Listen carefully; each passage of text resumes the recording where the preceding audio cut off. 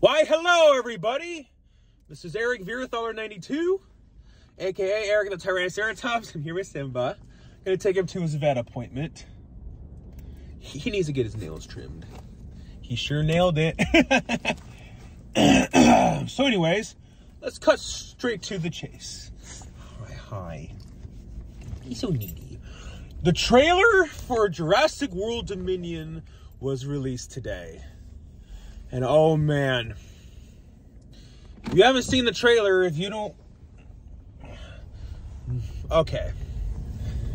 If you haven't seen the trailer, then, all right.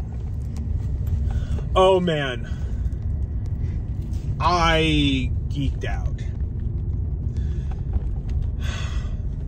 The part where I geeked out the most was seeing the Dilophosaurus.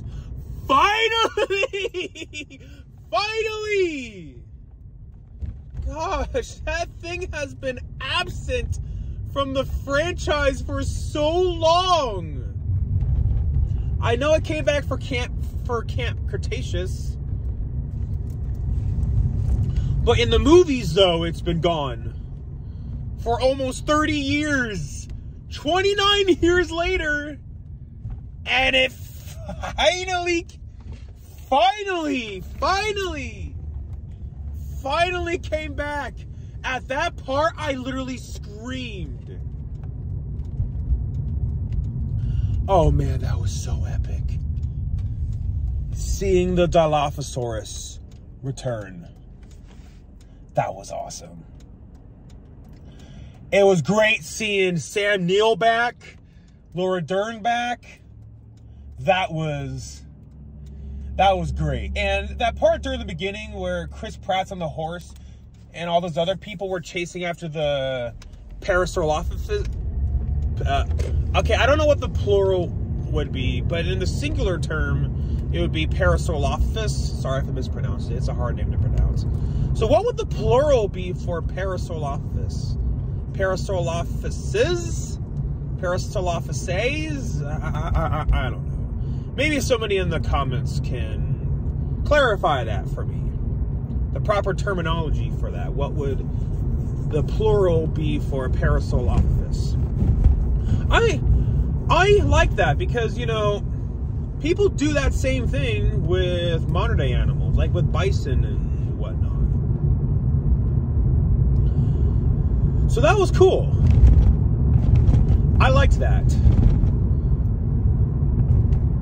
And the part where they said humans and dinosaurs cannot coexist, then right afterwards they showed the mosasaur. Okay, mosasaur was not a dinosaur.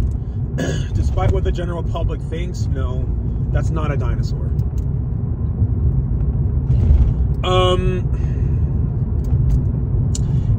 That instantly made me think of young Earth creationists because, you know, people like Ken Ham believe humans and dinosaurs coexisted 6,000 years ago. Young Earth creationists are going to jump up all over on this movie. They absolutely will. I know that for a fact. Because, of course, that's what they believe. They believe humans and dinosaurs coexisted. Humans and non-avian dinosaurs coexisted 6,000 years ago. So that's what... that part of the trailer made me think of that. So expect when this movie comes out, young Earth creationists like Kent Hovind and Ken Ham are going to use this movie as a way to promote their propaganda. And it was cool seeing feathered theropods. That was cool. You know, people have complained about how the other Jurassic Park movies didn't, well, the exception with Jurassic Park 3 when the male raptors had that mohawk-like feathers on their head. But this, they're some of the theropods are completely covered in feathers. So that was really cool. So the reason for that is because back then in 1993, doing CGI on fur and feathers and whatnot was really hard. I know that because my senior year of high school, I took an animation course. So I know how hard it is to animate. It's not as easy as it seems. It's really hard.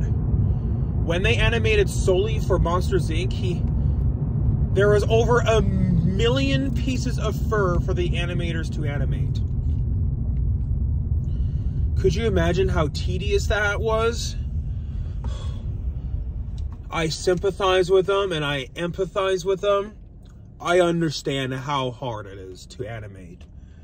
Making your character walk, just move in a fluent way, is really hard. What's also really hard is to make your character's mouth match with the voice. That's really hard. Okay, now I'm getting off topic. I just felt like I should explain why that. I completely understand why we didn't see feathers in the other Jurassic Park movies. And besides, they did get away with it by explaining that they used frog DNA to fill in the gaps with their genome. So they were able to get away with it in the plot because of that. So I really dug this trailer. And I loved how they had that quote from John Hammond from the original Jurassic Park when he said, "Oh, I wanted something that people could feel and touch." That was epic, and it fits so perfectly with this new movie. Well, people definitely can now see and touch it now, but not in the way you were expecting.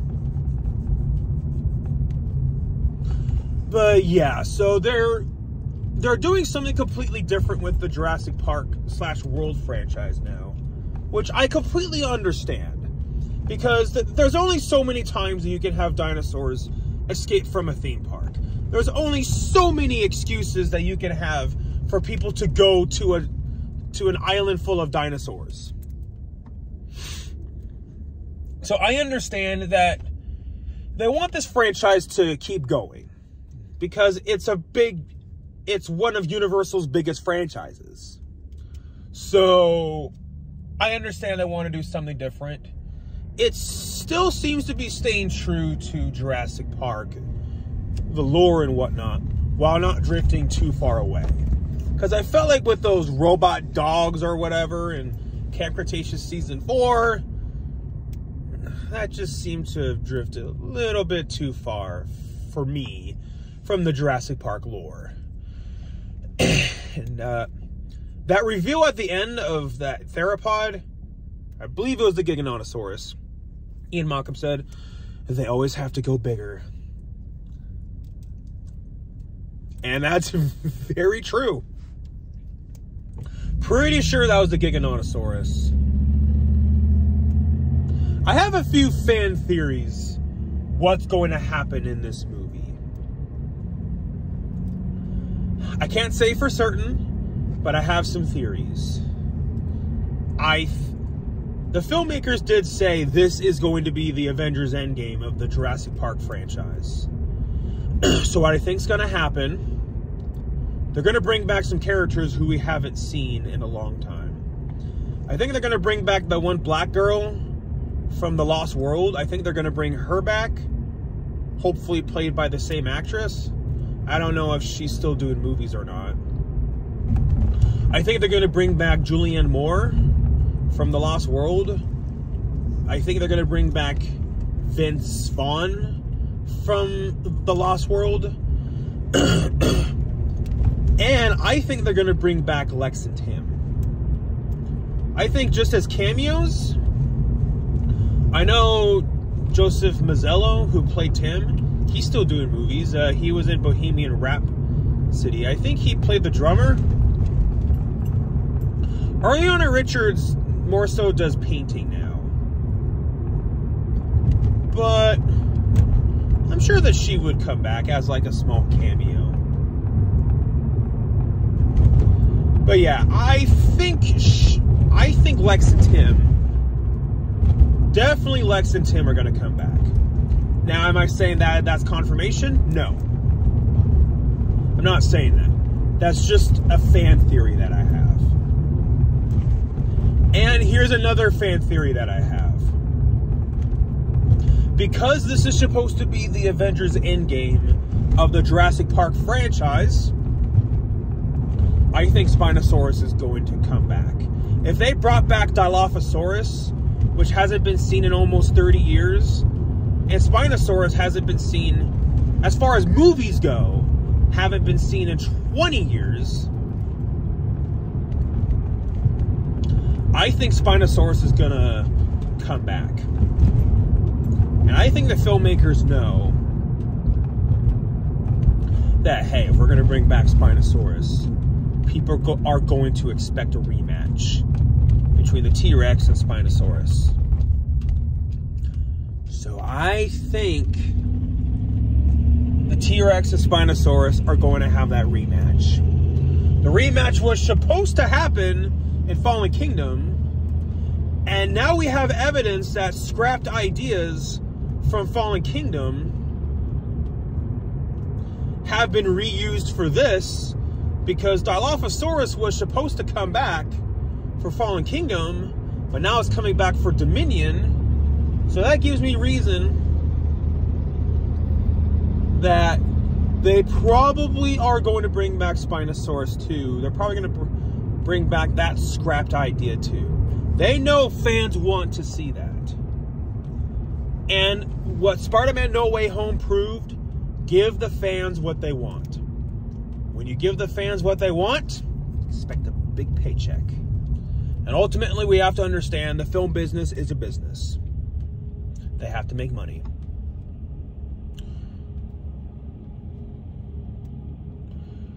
Will it be a fan service moment? Yes, but I believe you can have fan service while telling a good story.